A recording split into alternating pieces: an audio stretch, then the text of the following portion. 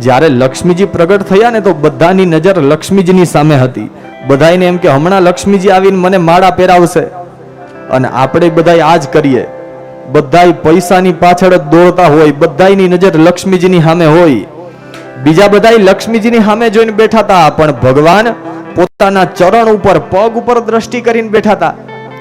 લક્ષ્મીજીને થયું આ ચરણ ઉપર દ્રષ્ટિ કરીને બેઠા છે, એના દ્વારા ભગવાને મને તમને એ શીખવાડ્યું, ખરાબ સમયમાં જો આચરણ સારા રાખશો ને, કર્મ સારા રાખશો તો લક્ષ્મીજીને ગોતવા જવા નહીં પડે, લક્ષ્મીજી સામે આવશે. બસ આચરણ સારા રાખો.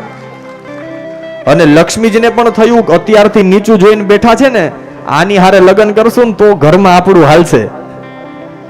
અને આપણે હોતે શું માંગીએ?